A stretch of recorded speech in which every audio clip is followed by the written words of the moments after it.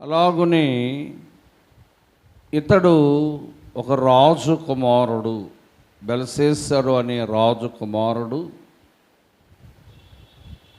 పరలోకపు దేవుని కన్నా తనను తాను హెచ్చించుకున్నాడంట. రెండోదిగా తాను తన రాణులు, తన ఉపస్థతులు దేవుని ఆలయములో ఉన్న ఉపకరణాలలో ద్రాక్షారసం వేసి త్రాగుతున్నారంట.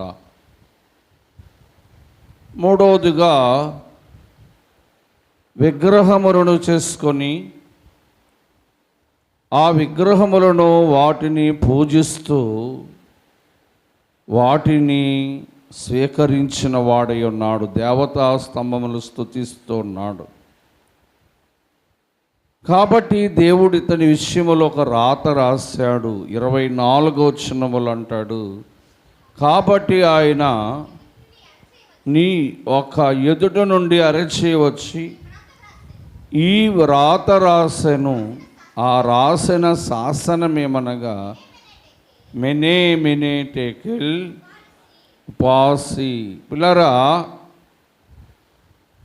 అతడు చూస్తుండగా దేవాలయములో ఒక చేయి వచ్చింది, దేవుని అరచేయి వచ్చింది. అరచేయి వచ్చి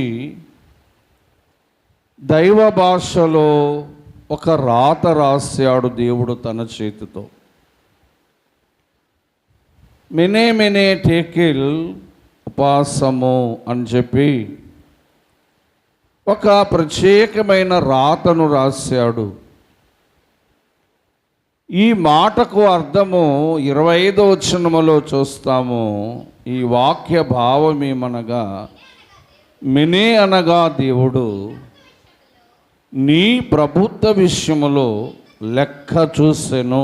ఇవాళ మన వాక్యాంశం ఏంటంటే దేవుడు లెక్క చూడడం.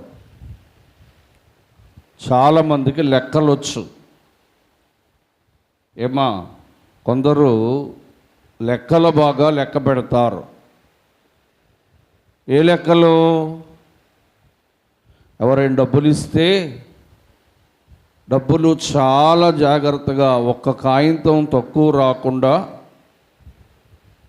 ఏమాత్రము తడబడకుండా చక్కగా లెక్క పెడతా. దేవుడు కూడా మన ప్రతి విషయాన్ని లెక్క పెడుతూ ఉన్నాడు. ఇవాళ మన అంశం ఏంటంటే దేవుని లెక్క, లేకపోతే దేవుడు లెక్క పెడుతూ ఉన్నాడు అని అర్థం. ఆయన ఏమి లెక్క చూస్తాడు అంటే, ప్రకటన గ్రంథం 11వ అధ్యాయము, ప్రకటన గ్రంథం 11వ అధ్యాయం 1వ వచనాన్ని మనం చూద్దాం. మరియు ఒకడు చేతికర్ర వంటి కొలకర్ర ఒకటి నాకు ఇచ్చి, నీవు లేచి దేవుని ఆలయము యొక్క బలిపీఠము కొలత వేసి, అమ్మా, ఆలయములో పూజించు వారిని లెక్క పెట్టు. మొదటి లెక్క ఇది. ఆలయములో పూజించుచున్న వారిని దేవుడు లెక్క పెడతాడంట. ఇవాళ పూజా సమయంలో ఎంతమంది వచ్చారు? పూజ అంటే ఆరాధన అని అర్థం. ఏమండి, ఆరాధన సమయానికి ఎంతమంది వచ్చారు? దేవుడట దేవుని ఆలయములోకి వచ్చిన వారిని లెక్క పెడుతూ ఉన్నాడు. ఆయన పరలోకము నుండి దిగివచ్చి భూలోక నివాసులైన నన్ను ఈ భూలోకములో ఉన్న ఈ పరిశుద్ధ ఆలయములో లెక్క పెడుతూ ఆయన దిగివచ్చి మనడ లెక్క పెడుతూ ఉంటాడట. ఈ నెలలో ఎన్ని వారములు మేము దేవుని సన్నిధికి వస్తున్నామా దేవుడు లెక్క పెడతాడు. మరి మందిరంలో శుక్రవారపు ప్రార్థన జరుగుతుంది. ఆ ప్రార్థనకి మీరు రావట్లేదు. అలాగే మందిరములో రెండవ శనివారం ప్రార్థన జరుగుతుంది, దానికి రావటం లేదు. అంటే దేవుడు ఆదివారం వచ్చేవారిని, శుక్రవారం వచ్చేవారిని, రెండవ శనివారం వచ్చేవారిని ఎవరు లెక్క పెడతారు? ఏమ్మా మాటలు వచ్చారావా మీకు? ఎవరు లెక్క పెడతాడు? దేవుడు లెక్క పెడతాడు. మరి దేవుడు లెక్క పెట్టినప్పుడు నీ జీవితంలో ఆయన లెక్కలో నువ్వు తక్కువగా కనబడితే నీకు ఆయన పరలోక దీవెన ఎలాగిస్తాడు? ఏమండి, శనివారము నిన్నటి దినాలు లెక్క పెట్టారు.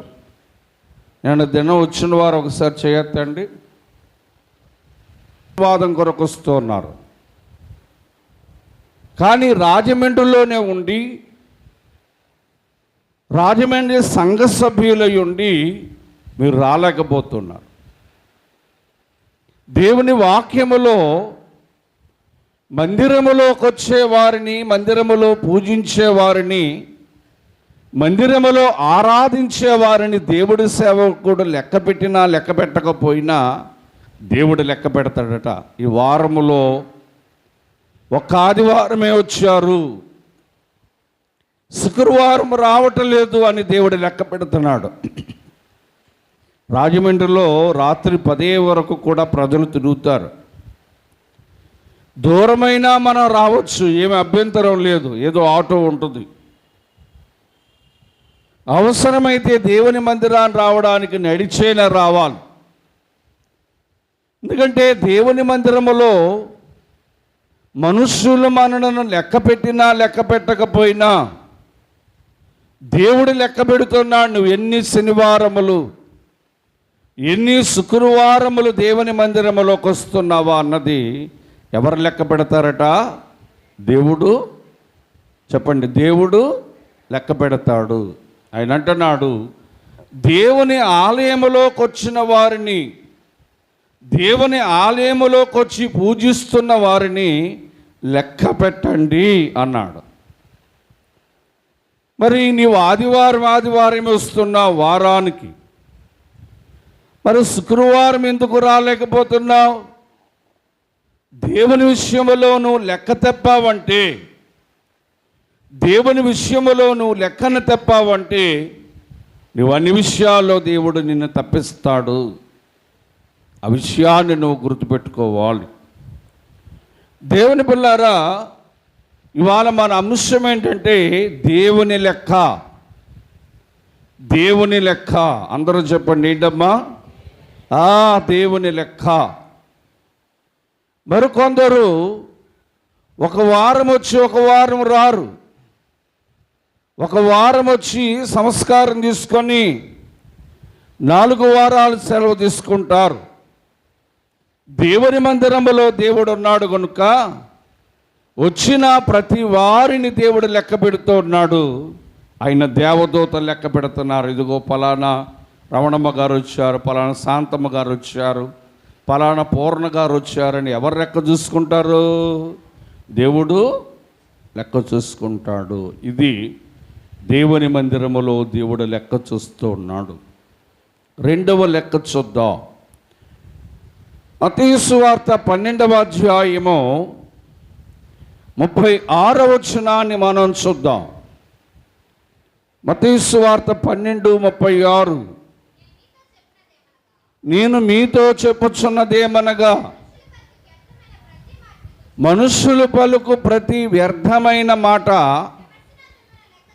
దేవుడికి లెక్క చెప్పవలసెను. దేవుని స్తోత్రం. గట్టిగా చెప్పాలి, దేవుని స్తోత్రం. మనము మాట్లాడే మాటలు దేవుడు లెక్క పెడుతున్నాడంట. మనం మాట్లాడే మాటలు వ్యర్థమైన మాటలు లెక్క పెడుతున్నాడంట. దేవుని పిల్లారా, 2వ తిమోతిలకు రాసిన పత్రిక 2వ అధ్యాయం 16వ వచనాన్ని చూద్దాం, లేదా 16-17 వచనాలు చూద్దాం. అపవిత్రమైన ఒట్టి మాటలు ఇముకుడవై ఉండుము. ఈ అపవిత్రమైన మాటలాడువారు భక్తిహీనులైపోతారు.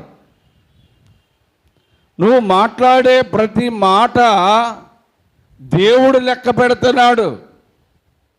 నువ్వు మాట్లాడే మాట అపవిత్రమైన మాట, నువ్వు మాట్లాడే మాట వ్యర్థమైన మాట. గనుక మన మాటలు చాలా జాగ్రత్తగా మాట్లాడాలండి. నోరుంది కదా అని ఇష్టానుసారమైన మాటలు మాట్లాడడం, విస్తారముగా మాట్లాడడం, లోక సంబంధమైన మాటలు పలకడము, వ్యర్థమైన మాటలు పలకడము, అపవిత్రమైన మాటలంటే బూతులు, సరస్వతులు మన నోటి మాటలతో పలకడము దేవుడు లెక్క పెడుతున్నాడట మన మాటలు. దేవుని పిల్లారా, ఎవరితో ఎలా మాట్లాడుతున్నావో, ఎక్కడ మాట్లాడుతున్నావో, ఏం మాట్లాడుతున్నావో అవన్నీ ఎవరు లెక్క పెడతారంట? విమర్శన దినమందు, అంటే యేసు ప్రభు యొక్క రాకడ దినమందు ఆయన నిన్ను లెక్క అడుగుతాడట. ఫలానా రోజు నీ నోట నుంచి ఈ చెడ్డ మాట వచ్చింది, ఫలానా రోజున నీ నోట నుంచి మూతులు వచ్చాయి, ఫలానా రోజును నీ నోట నుంచి ఈ వ్యర్థమైన మాటలు వచ్చాయని దేవుడు లెక్క పెట్టువాడై ఉన్నాడు. నీ మాటలట నిన్నేం చేస్తాయంటే, మత్తయి సువార్త 12వ అధ్యాయం 37వ వచనము, మత్తయి సువార్త 12:37 ఒకసారి చూద్దాం. నీ మాటలను బట్టి నీవు నీతిమంతుడవని తీర్చబడతావు, నీ మాటలను బట్టి అపవాది కాదు అపరాధి అని తీర్చబడతావు. సహోదరులారా, నీ మాట నిన్ను నీతిమంతునిగా మారుస్తుంది, నీ మాట నిన్ను దేవుని దృష్టిలో అపరాధిగా మార్చేస్తుంది. గనుక నీ మాట చాలా జాగ్రత్తగా మాట్లాడాలి. నీ నోట నుంచి అపవిత్రమైన మాటలు, నీ నోట నుంచి బూతులు, సరస్వతులు, నీ నోట నుంచి చెడ్డ మాటలు వస్తే దేవుడిని ప్రతి మాట, నీ నోట నుంచి వచ్చే ప్రతి మాట దేవుడు లెక్క పెడుతున్నాడు. దేవుని పిల్లారా, జాగ్రత్త సుమా. దేవుని దగ్గరకు వస్తూ ఇంకా చెడ్డ మాటలు మాట్లాడుతున్నావేమో, దేవుని దగ్గరకు వస్తూ ఇంకా అపవిత్రమైన మాటలు మాట్లాడుతున్నావేమో, వ్యర్థమైన మాటలు మాట్లాడుతున్నావేమో. నీ మాట దైవ సంబంధమైన మాట అయితే నిన్ను నీతిమంతునిగా మారుస్తుంది. నీ మాట దేవుని కొరకు మాట్లాడే మాట అయితే, దేవుని వాక్యం కొరకు మాట్లాడే మాట అయితే, దేవుని సంగతుల కొరకు మాట్లాడే మాట అయితే నీ మాట నిన్ను నీతిమంతులుగా మారుస్తుంది. నీ మాట లోక సంబంధమైన మాట అయితే, నీ మాట చెడ్డ మాట అయితే నిన్ను దేవుని దృష్టిలో అపరాధిగా మార్చేస్తుంది. గనుక దేవుడు ఆలయములోకి వచ్చేవారు లెక్క పెడుతున్నాడు. 2, ఆయన బిడ్డలు మాట్లాడే ప్రతి మాట మాట్లాడండి. ఆయన మాటలు మాట్లాడుతున్న ప్రతి మాటను లెక్క పెడుతున్నాడు. ఇక 3వది చూద్దాం. యోబు గ్రంథము 14వ అధ్యాయం 16వ వచనం. యోబు గ్రంథము 14వ అధ్యాయము 16వ వచనం. అయితే నీవు నా అడుగు జాడలు, దేవుని స్తోత్రం. ఏమా కొందరు చేతులు కూడా లేవడం లేదేంటి అబ్బాయి? అండ్ వీర్రాజు గారు, దేవుని చేతులు దేవుని సన్నిధి లేవాలా? దేవుని స్తోత్రం. పిల్లరా, దేవుడు మన అడుగులు లెక్క పెడుతున్నాడంట. ఏమండి, మనం వేసే మాట్లాడతలేదు మీరు, మనం వేసే అడుగులు ఎవరు లెక్క పెడుతున్నారు? దేవుడు లెక్క పెడుతున్నాడు. దేవుడు అంటున్నాడు, చూడండి, సామెతల గ్రంథం 21వ అధ్యాయము 8వ వచనాన్ని మనం చూద్దాం. సామెతలు 21:8 దోషభరితుని మార్గము వంకర మార్గం. నీ అడుగులు వంకరగా ఉన్నాయా అని అడుగుతున్నాడు. ఏమంటే కొందరు వారు అడుగులట ఎలాగేస్తున్నారు? వంకర మార్గం. దేవుని పిల్లారా, దేవుని దగ్గరకు వచ్చిన వారి అడుగులు ఇంకా పాప మార్గము నడుస్తూ ఉన్నాయి. దేవుని దగ్గరకు వచ్చిన ఇంకా వంకరగా నడుస్తున్నారు. కొందరు పిల్లల్ని లేదా కొందరు అంటారు ఎంత వంకరో అంట. ఏమా, కొందరు మాటలు వంకరే, కొందరు నడకలు కూడా వంకరే. ఏమా, ఎంత వంకరో అని అంటారు. గనుక దేవుని బిడలైన మనము నడిచే వంకరి మార్గమును, ఆ వంకరి మార్గములు వేసే మన అడుగులను దేవుడు లెక్క పెడుతున్నాడు. ఎక్కడికి అడుగేస్తున్నావు? ఏ మార్గములోకి అడుగేస్తున్నావు? పిల్లరా, సామెతల గ్రంథం అదే అధ్యాయములో 15-24 వచనాన్ని మనం చూద్దాం. సామెతల గ్రంథము 15-24 వచనాన్ని మనం చూద్దాం.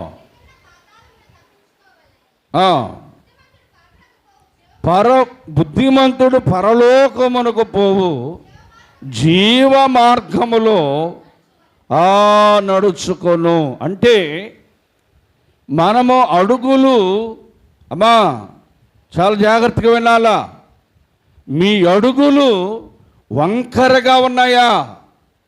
నిజమే, తిన్నంగా నడగవలసిన అడుగులు వంకరగా వెళుతున్నాయి. వంకరగా వెళితే నీ వంకర దేవుడు ఒక రోజున తిన్నంగా మార్చేస్తాడు. ఆయన లెక్క చూస్తున్నాడు. నీ యొక్క ప్రతి మాట లెక్క చూస్తున్నాడు. నీ ప్రతి అడుగు లెక్క చూస్తున్నాడు.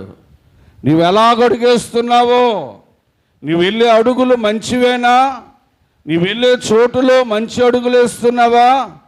నీ ప్రవర్తనలో మంచి అడుగులు కలిగి ఉన్నావా? వంకర మార్గములు అడుగులు వేస్తున్నావా? పరలోకపు పోయి జీవపు మార్గములో అడుగులున్నవా?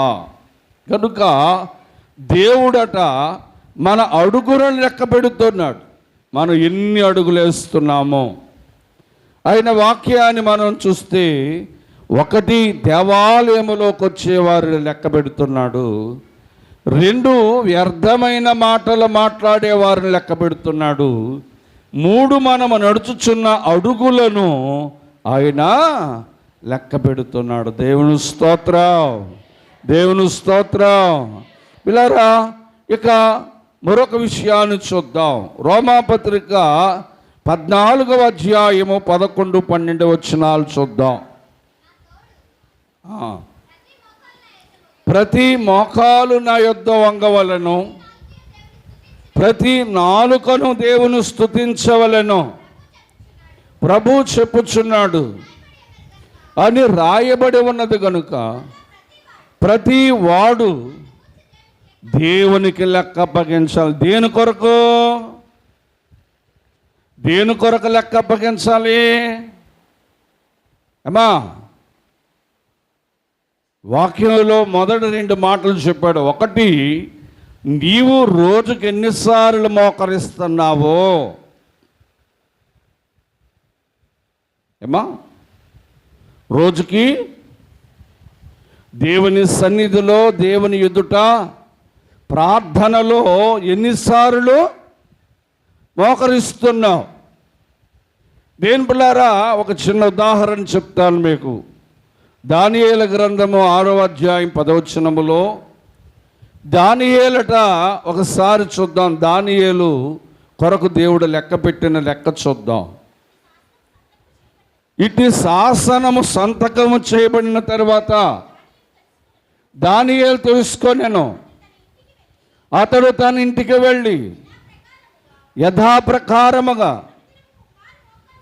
ఎన్నిసార్లు మోకరించేవాడు?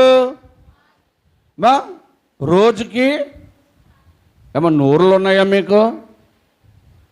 దానియేలు గారు దేవుని కొరకు ఆ ఇంట్లోట 3 సార్లు ప్రార్థన కాదు, ఎన్నిసార్లు మోకరించేవాడు ప్రార్థన తర్వాత మనకి రోజుకు 3 సార్లు మోకరించేవాడు. మోకరించి ఏం చేసేవాడు? చదవండి అమ్మా. మోకరించి ఏం చేసేవాడు? ఆ ఇంటి పైకి కీళ్ళు తీసి యెరూషలేమునకు తట్టునకు తెరవబడి ఉండగా అతడు దేవునికి ప్రార్థన చేస్తూ దేవుని స్తుతించుచు వచ్చిన. దేవుని స్తోత్రం. గట్టిగా చెప్దా, దేవుని స్తోత్రం. దానియేలు ఒక అనుభవం ఉంది. దేవుని ఎదుట మోకరించేవాడు, మోకరించి ప్రార్థన చేసేవాడు అండి. మోకరించి పడుకునేవాడు కాదు, మోకరించి ప్రార్థన చేసేవాడు. ప్రార్థన అయిన తర్వాత కూడా స్తుతి చేసేవాడు. ఇప్పుడు ఇందాక చదువుకున్న రోమాపత్రిక 14:11లో నీవు దేవుని సన్నిధిలో రోజుకి ఎన్నిసార్లు మోకరిస్తున్నావో, రోజుకి ఎన్నిసార్లు స్తుతిస్తున్నావో దేవుడు లెక్క పెడుతున్నాడా? కొందరు గుళ్ళో కూడా మోకరించరు. నువ్వు మోకరిస్తే, నువ్వు మోకరించి ప్రార్థన చేస్తే, ఓహో ఇవాళ ఉదయం ప్రార్థన చేసింది ఈమె అని, మధ్యాహ్నం ప్రార్థన చేశాడు ఇతను అని, సాయంకాలం ప్రార్థన చేశాడు ఇతనని నువ్వు చేసే ప్రతి మోకాలు నువ్వు లెక్క పెట్టినా లెక్క పెట్టకపోయినా ఎవరు లెక్క పెడతారు? దేవుడు లెక్క పెడుతున్నాడు. నువ్వు స్తుతించే స్తుతి నువ్వు లెక్క పెట్టినా లెక్క పెట్టకపోయినా ఎవరు లెక్క పెడుతున్నారు? దేవుడు లెక్క పెడుతున్నాడు. గనుక ప్రతి మోకాలు యేసునామములో వంగాలని, ప్రతి నాలుక ఆయన స్తుతించాలని ప్రభు చెబుతున్నాడు. ఆయన లెక్క పెడుతున్నాడు అన్నాడు. మరి రోజుకి ఎన్నిసార్లు మోకరిస్తున్నావు ఇంట్లో? రోజుకి ఎన్నిసార్లు స్తుతిస్తున్నావు ఇంటిలో? నువ్వు మోకరించే మోకాళ్ళ విధానము, నువ్వు చేసే ప్రార్థన దేవుడు లెక్క పెడుతున్నాడమ్మా. ఏమన్నా మన ప్రార్థన ఎవరు లెక్క పెడుతున్నారంట? ఉదయం ప్రార్థన చేస్తున్నారు, సాయంకాలం ప్రార్థన చేస్తున్నారు, మధ్యాహ్నం ప్రార్థన చేస్తున్నారు, రాత్రి ప్రార్థన చేస్తున్నారు. అన్ను లెక్క పెట్టినా లెక్క పెట్టుకోకపోయినా నువ్వు ప్రార్థించినప్పుడల్లా, నువ్వు స్తుతించినప్పుడల్లా, నువ్వు మోకరించినప్పుడల్లా దేవుడు నిన్ను లెక్క పెడుతున్నాడు. ఆయన లెక్క తప్పకూడదు. దేవుని పిల్లారా, విశ్వాసట దినమునకు ముమ్మారైనా మోకరించి ప్రార్థన చేసి అలవాటు చేసుకోవాలి. ఈ ప్రార్థన కూడా దేవుని దృష్టిలో లెక్కకొస్తుంది. ఇక 4వదిగా మనం చూస్తే మత్తయి సువార్త 25వ అధ్యాయము 18-19 వచనాలు చూద్దాం. 18-19 వచనాలు. నా వాక్యం ముగింపులోకి వస్తూ ఉన్నాను. అయితే ఒక తలంతు తీసుకున్నవాడు వెళ్ళి భూమిని తవ్వి ఆ సొమ్ము దాచిపెట్టాను.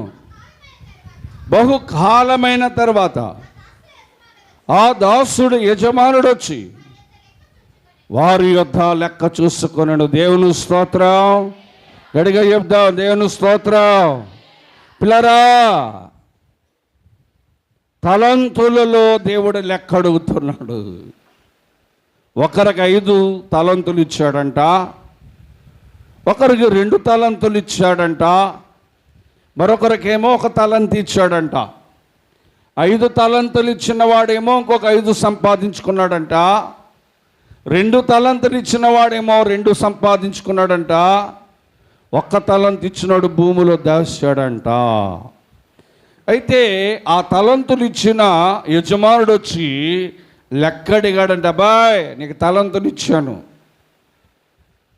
తలంతులు అంటే ఏంటి తెలుసా పిల్లరా? దేవుడిచ్చే వాటిని తలంతులు అంటారు. 1 మన బలము, దేవుడిచ్చేది బలము. 2 దేవుడిచ్చేది జ్ఞానం. 3 దేవుడిచ్చేది ఐశ్వర్యం. ఇవి తలంతులు అంటారు.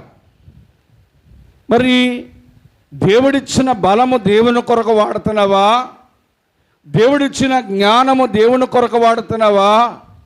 దేవుడిచ్చే సొమ్ము దేవుని కొరకు వాడుతున్నావా?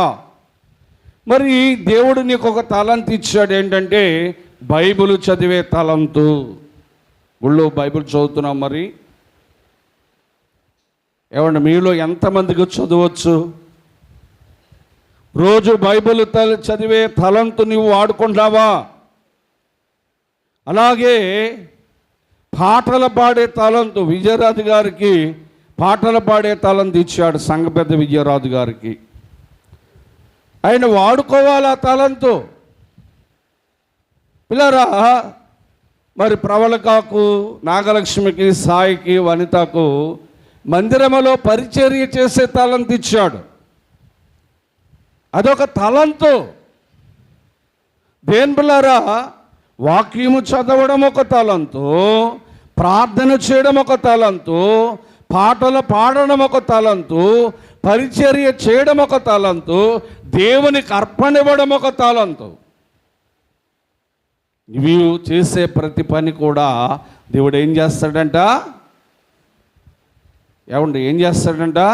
లెక్క పెడతాడు. నువ్వు ప్రతిరోజు వాక్యం చదువుతున్నావా లేదా అని దేవుడు లెక్క అడుగుతాడు. ప్రతిరోజు ప్రార్థన చేస్తున్నావా లేదా అని దేవుడు లెక్క అడుగుతాడు.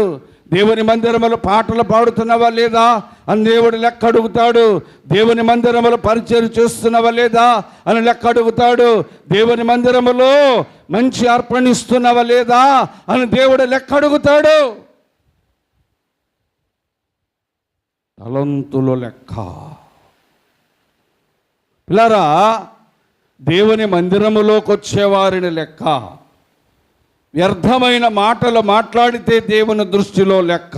నువ్వు అనుకుంటున్నావు, ఎవరు నన్ను లెక్క అడుగుతాడు అనుకుంటున్నావేమో, ఎవరు నన్ను లెక్క అడుగుతారు అనుకుంటున్నావేమో, కానీ దేవుడు లెక్క అడగబోతున్నాడు నిన్ను.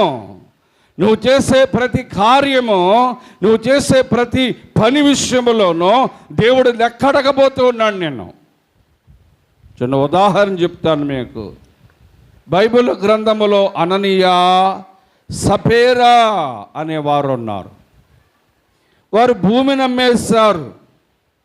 వారు భూమిని అమ్మేసుకుని దేవునికి కానుకిద్దాము కదా అనుకున్నారు. 1,00,000 రూపాయలకు అమ్మితే వారు ఏం చేశారంటే అమ్ముకున్న దాంట్లో కొంత లెక్క దాచుకుని కొంత తీసుకొచ్చారు. పిల్లరా, ఒకసారి అపోస్తుల కార్యగ్రంథం 5వ అధ్యాయము, నా వాక్యం ముగింపులో కొన్నాను గనుక చూద్దాం. 5వ అధ్యాయము 8 నుంచి 10 వచనాలు చదువుకుందాం. అప్పుడు పేతురు లెక్క అడుగుతున్నాడు. ఎవరిని? సపీరాను. అననీయా, ఈ భార్యాభర్తలు ఇద్దరు పేర్లు ఏంటంటే అననీయా, గట్టిగా చెప్పండి, అననీయా, సపీరా. ఆనాటి కాలంలో చేసే పని ఏంటంటే వారు భూములు, వారి ఇల్లు అమ్మేసి దేవుని సేవకులకు ఇచ్చేసేవారు. ఈ అననీయా, సపేరా కూడా వారుకున్న భూమిని అమ్మేసి దేవునికి అనుకుంటే అమ్మేసుకున్నారు. 1,00,000 రూపాయలు వచ్చింది. అందులో ఒక 50,000 దాచుకున్నారు. ఒక 50,000 తెచ్చారు. అననీయా తెచ్చాడు ముందు. అననీయా, దేవుడు అడగలేదు కదా నిన్ను అని చెప్పి నువ్వెందుకు దేవుని యొద్ద మోసపరిచి దేవుని సన్నిధిలో అబద్ధం ఆడుతున్నావంటే అతడు పడి చనిపోయాడు భర్త. ఈ లోపల భార్య వచ్చిందండి. భార్యను అడుగుతున్నాడు లెక్క. ఎవరు? పేతురు గారు. చదవండి ఏమంటున్నాడు 8వ వచనంలో. అప్పుడు పేతురు, మీరు ఆ భూమిను ఇంతకి అమ్మారా అని లెక్క అడిగాడు. అందుకామె, అవును, ఇంతకే మేము అమ్మామని దొంగ లెక్కలు చెప్తుంది దేవుని దగ్గర. అందుకు పేతురు, ప్రభు యొక్క ఆత్మను శోధించుటకు మీరెందుకు అంటే మీ భర్త నీవు ఎందుకు ఏకీభవించారు? మీ పెరిమిటిని బాధి పెట్టిన వారు నిన్ను మోసుకొని పోదురనగానే వెంటనే ఆమె అతని పాదముల యొద్ద పడి దేవుని స్తోత్రం, దేవుని స్తోత్రం. నీవిచ్చే ప్రతి కానుక, అమ్మా నీవిచ్చే ప్రతి కానుక దేవుడు లెక్క పెడుతున్నాడు. దేవుని సన్నిధిలోకి వచ్చి ఎప్పుడు 10 రూపాయలే 20 రూపాయలే కానుకేస్తూ ఉంటాం మనం. కానీ నీ కానుక ఎవరు లెక్క పెడుతున్నారు? అమ్మా చెప్పాలి, నీ కానుక ఎవరు లెక్క పెడుతున్నారు? దేవుడు లెక్క పెడుతున్నాడు. నువ్వు చేతులు ముడుచుకొని ఎవరికి కనబడదు కదా అని ఆదివారం వచ్చి దేవుని సన్నిధిలో ఒక 10 పరకో దేవుని కానుకిస్తూ ఉన్నావు. ఈ వారమంతా దేవుడు ఎంతో శ్రమించాడు. నెలలో దేవుడు నీకు ఎంతో శ్రమిస్తూ ఉన్నాడు. కానీ నీ పిసినార్తనముగా సనుగుకుంటూ బలవంతంగా దేవునికి ఇస్తున్నారట. 1 కొరింథీయులకు రాసిన పత్రిక 9వ అధ్యాయం 7వ వచనం అంటున్నారు. చదువుదాం ఆ మాటను. 9వ అధ్యాయం 2 కొరింథీయులకు రాసిన పత్రిక. సనుగు కొనక బలవంతంగా కాక కొందరు దేవునికి ఇచ్చే కానుక సనుక్కుంటున్నారంట, కొందరు బలవంతంగా ఇస్తున్నారంట. నీవిచ్చే కానుక దేవుడు లెక్క పెడుతున్నాడమ్మా. నీవిచ్చే కానుక పరలోకములో దాచుకుంటున్నావు, పరలోకములో నీ దానము దాచుకుంటున్నావు. గనుక కానుక విషయములో, దేవునికి ఇచ్చే విషయములో అననీయ సపేరా ఎలా ఉంటే దేవుడు నిన్ను లెక్క అడుగుతున్నాడు. ఈ నెల ఏమో నీకు 50,000 జీతం ఇస్తున్నాను, 30,000 జీతం ఇస్తున్నాను, కానీ నువ్వు 10వ భాగము 500 200 ఇస్తున్నావు అని దేవుడు నిన్ను లెక్క అడుగుతున్నాడు. జాగ్రత్త సుమా, ఆయన ఇవ్వడం మానేశాడంటే నీ ఇంట్లో దారిద్రం పట్టేస్తుంది. దేవుడేమో నీకు వేలాది రూపాయలు జీతం ఇస్తున్నాడా? ఏమీ లేని స్థితిలో ఉన్నప్పుడు దేవుడు నిన్ను వేలాది రూపాయలు జీతగతిగా చేశాడా? ఇవాళ దేవునికి ఇచ్చే విషయంలో పిసినార్తనంగా బలవంతంగా సొనుగుకుంటూ ఇస్తున్నావేమో. దేవుడు లెక్క పెడుతున్నాడు నువ్వు ఇచ్చే ప్రతి కానుక. ఇవాళ నువ్వు వేసే ప్రతి కానుక దేవుడు లెక్క పెడుతున్నాడు. గనుక జాగ్రత్త సుమా. పిల్లరా, నీవిచ్చే కానుకను దేవుడు లెక్క పెడుతున్నాడు. గనుక మనం పిసినార్తనంగా కాక బలవంతంగా కాక దేవునికట ఉత్సాహముగా ఇచ్చేవారిని దేవుడు ఎంతో ప్రేమించును. దేవుని స్తోత్రం, దేవుని స్తోత్రం. మన కానుక కూడా దేవుడు లెక్క పెడుతున్నాడు. ఇవాళ నుంచి నీ పద్ధతి మార్చుకో. దేవునికి ఇచ్చే విషయంలో నీ పద్ధతి మార్చుకో. 10 రూపాయలు 20 రూపాయలు వేయడం మానుకో. ఈ 10 రూపాయలు నువ్వు కూర్చున్న దేవుని మందిరంలో కూర్చొని ఫ్యాన్ కింద ఫ్యాన్ వేసుకున్న ఆ 10 రూపాయల కరెంటు బిల్లుకు కూడా సరిపోదు. ఏమని నేర్చుకుంటున్నావు దేవుని దగ్గరకు వచ్చి? ఏమా నువ్వు వేసుకున్న దేవుని మందిరంలో లైట్లు ఫ్యాన్లు వేసుకుంటున్నావు, ఫ్యాన్ కింద కూర్చుంటున్నావు. నువ్వు వేసే 10 రూపాయల కానుక మందిరం కరెంటు బిల్లు కట్టడానికి సరిపోదు. నువ్వు తెలుసుకోవాలి కదా, దేవుడు లెక్క చూస్తున్నాడు ఏమో అని నువ్వు బుద్ధి తెచ్చుకోవాలి కదా. అయ్యో దేవుడు నాకు ఎంత జీతం ఇస్తుంటే నేను దేవునికి 10వ భాగం ఇవ్వాలని నువ్వు తెలుసుకోవాలి కదా. వాక్యములో ఆయన అననీయ సపేరా విషయములో కానుక విషయములో లెక్క చూసిన వాడై ఉన్నాడు. దేవుని స్తోత్రం. గట్టిగా చెప్దాం, దేవుని స్తోత్రం. ఇంకొక మాట చూద్దాం పిల్లరా. యోబు గ్రంథము 31వ అధ్యాయము 4వ వచనం. యోబు గ్రంథం 31:4.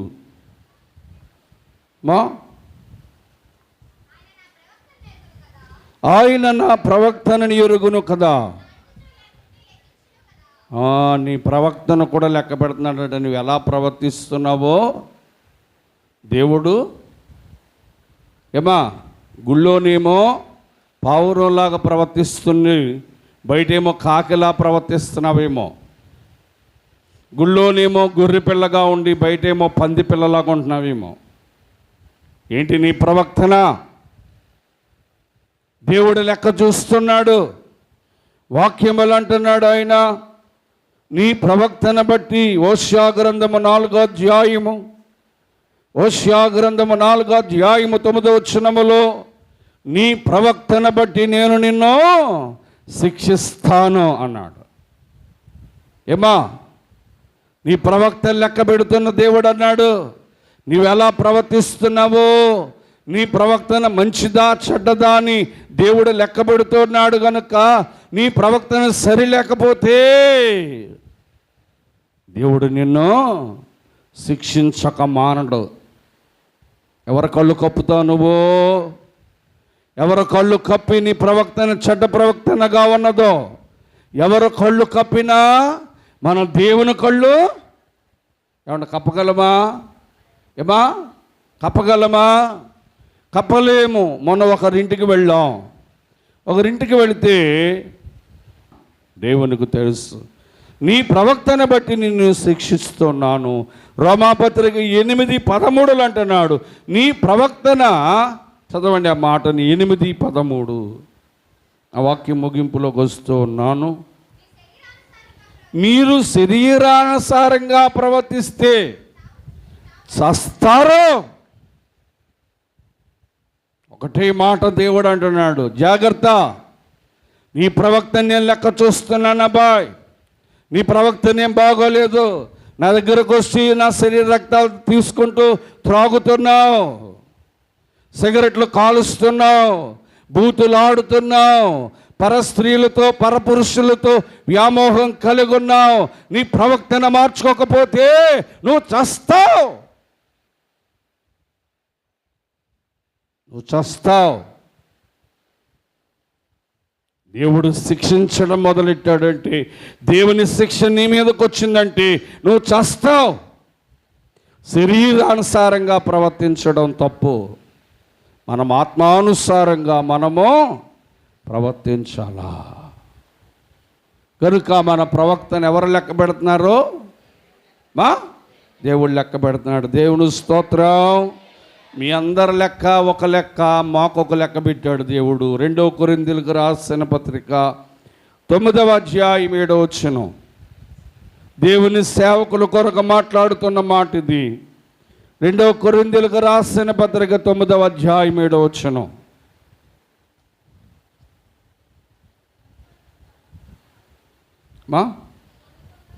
క్షమించండి, ఇందాక అయిపోయింది కదా. హెబ్రీయులకు రాసిన పత్రిక 13వ అధ్యాయము 17వ వచనం. హెబ్రీయులకు రాసిన పత్రిక 13వ అధ్యాయం 17వ వచనం. మీ పైన నాయకులుగా ఉన్న వారిని మేమేం అప్పగించాలట దేవునికి? మీ మీద నాయకుడు ఎవరు? మాట్లాడగట మీరా? మాకు నాయకులు ప్రెసిడెంట్ అయ్య గారు, మాకు నాయకులు ప్రెసిడెంట్ అయ్య గారు, బైమిషను వ్యవస్థాపకులు, బైమిషన్ యొక్క నాయకత్వం చేస్తున్న ప్రెసిడెంట్ అయ్య గారు, వైస్ ప్రెసిడెంట్ అయ్య గారు, వీరు మా నాయకులు. వారు ఎలా చెప్తే మేము అలా వినాలి. వారు ఏం చేయమంటే మేము అదే చేయాలి. మా నాయకుల మాటకు మేము లోబడి ఉండాలి. మరి సంఘానికి నాయకులు ఎవరు? అందరూ చెప్పండి. మేము దేవునికి ఏం అప్పగించాలంట? దేవుని విషయంలో ప్రవళక మేము మిమ్మల్ని సరిగా కాయకపోతే, మీ కొరకు సరిగా ప్రార్థన చేయకపోతే, ప్రార్థన చేస్తానని ప్రార్థన చేయకుండా మేము మీ దగ్గర మోసపూర్తిగా ఉన్నామనుకో, దేవుడు ఒకరోజు మీ ఆత్మలో రక్షణ కొరకు మమ్మల్ని అడుగుతాడట. మేము లెక్క చెప్పాలంటో ఎవరికి? ప్రభువా, ఇదిగో ఈ కుటుంబంలో ఇన్ని ఆత్మలు రక్షించాను నాయనా, ఈ కుటుంబంలో ఇన్ని ఆత్మలు రక్షించాను నాయనా అని రక్షణ భారం మా భుజాల మీద దేవుడు పెట్టాడు కనుక మేము కూడా దేవునికి లెక్క అప్పగించాలి. సంఘమే కాదు, సేవకుడు కూడా లెక్క అప్పగించాలి. నువ్వు కూడా లెక్క అప్పగించాలి. ఒక రోజున, అయ్యా నా బిడ్డల్ని సన్నిధికి నడిపించాను నాయన, నువ్వు కూడా లెక్క అప్పగించాలి. నా భర్తను దేవుని సన్ని నడిపించాను నాయన అని నువ్వు కూడా దేవునికి లెక్క అప్పగించాలి.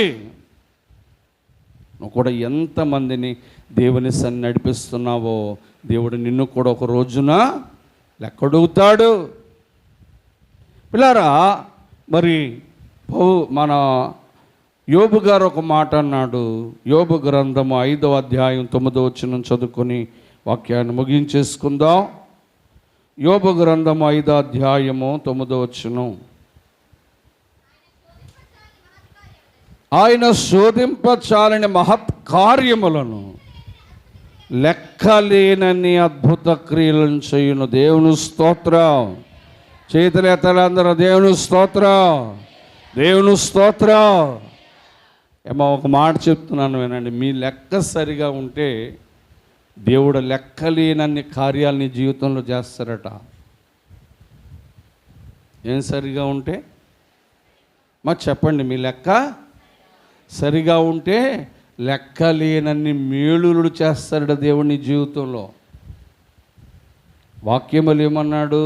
లెక్కలేని అద్భుతాలు చేస్తాను. ఎప్పుడు